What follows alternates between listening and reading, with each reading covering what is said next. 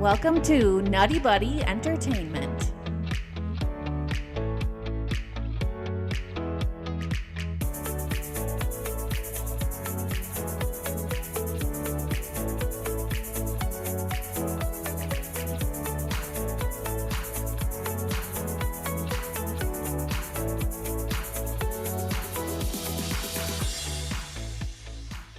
On to our next award. The next award being presented today Oh, what happened? is the Be Kind Rewind Award. This is presented to the story, plot, or character that looked good on paper but needs one more shot. And the nominees are Well, I'm screwing up everything, huh? Here we go. So let's talk about the first one. This one was an interesting character to me.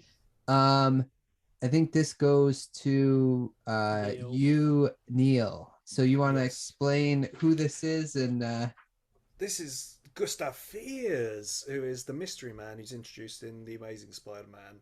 And he Right. is, I assume, I mean, it's all through context, he is Norman Osborn's right-hand man who is in charge of... That's the problem with Amazing Spider-Man 2, it doesn't make it clear, it just seems like he's there to set up a Sinister Six and assist Norman Osborn in whatever weird things he's doing. Who knows what's going on with Norman Osborn in the Amazing Spider-Man universe? We just know he's dying and he's got some right. weird degenerative disease, but we don't get much more explanation beyond that. I found his character intriguing when he first shows up in Amazing Spider-Man and he appears out of the darkness in Dr. Connor's cell.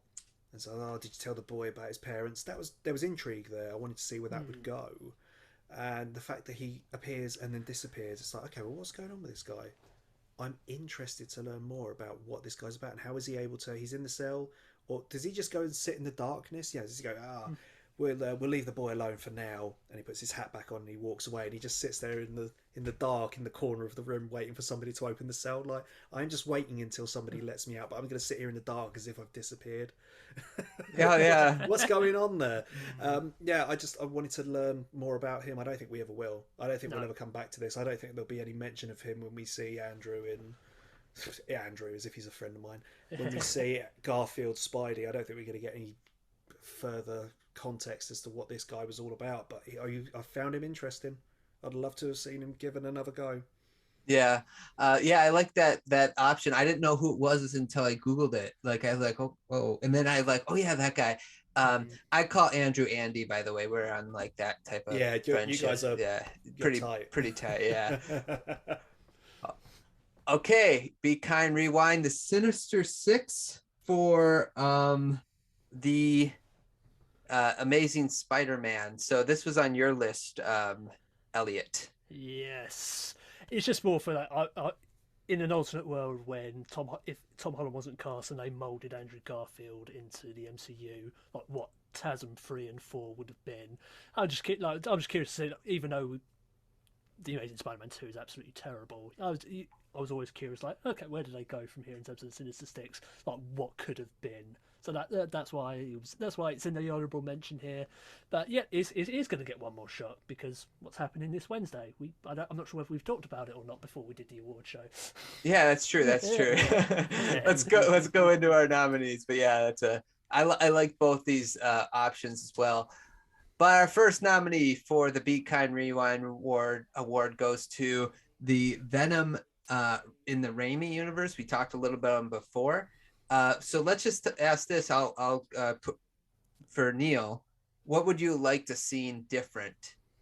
A recast with somebody who's more akin to the Eddie Brock from the comics and even the animated show. Have him be, if not the focus, lose New Goblin. Don't have Goblin. Just have Harry there as usual, being a bit of a, be a thorn in his side, but don't do the New Goblin stuff. Also, New Goblin, terrible name. But also, can we make Venom more intimidating this time? Can we bulk him up a little bit? This is what as much as I really dislike those Tom Hardy Venom movies, they've got the stature and build of Venom pretty much spot on. The only thing he's missing is the white spider emblem, but maybe that'll come, possibly. Just do everything everything different, recast, redesign, give us a menacing voice. Again, the Hardy movies get that right. Give it another chance. Yeah, if they change up everything and get rid of New Goblin, I think Spider-Man 3 has the potential to be a better movie, because there's nothing wrong with Sandman. Sandman's the best part of that, of Spider-Man 3. This needed completely to chuck it. They needed to throw this out and start from scratch. Yeah, Awesome. I would like to see it. Yeah, that would have been nice to see, even like just Raimi's version that really in Definitely. taking Venom out. But you're right, like recasting and then focusing more on Sandman and Venom and less on Harry. But yeah, that's a good point. Elliot, he's on your list too. Anything to add?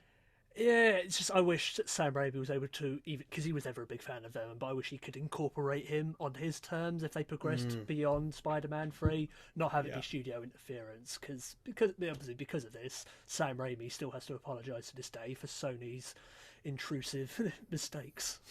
Yeah, I agree. Our second nominee is Electro from the Amazing Spider-Man.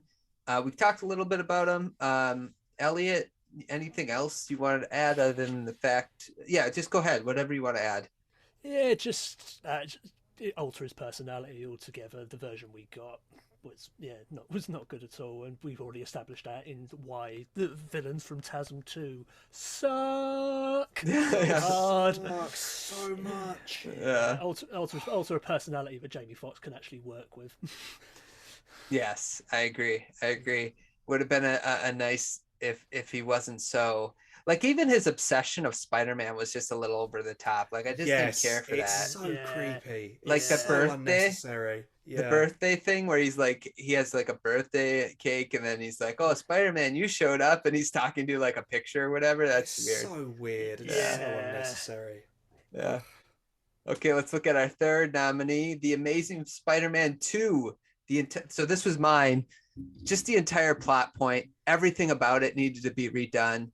And the reason why I really wish they could redo this is because if this movie was successful, we probably would have had Spider-Man in the MCU much, much sooner than we got. Yes, definitely. And so this was my Be Kind Rewind, because I was like, man, it could have opened up the store, and then we would have got Sinister 6, sooner as well. Yeah, what you mentioned earlier, right? Okay, let's see who our winner is. The winner of the Be Kind Rewind Award goes to Sam Raimi's Venom. Definitely. Yeah. Throw it out. Get that guy out of here. No. Start it again from the beginning. Yeah. Again, Topher Grace is a good actor, but Exactly. Yes. Yeah, yeah. They've got to do something completely different. go ahead. So we know that Venom deserves a second chance. Who do you think deserves a second chance in the Spider-Man cinematic universe? Who would you be kind and rewind? What character, plot, or story, or entire movie would you give them the opportunity to redo? Please let us know in the comments below. Share, subscribe, and like, and we will talk to you guys soon.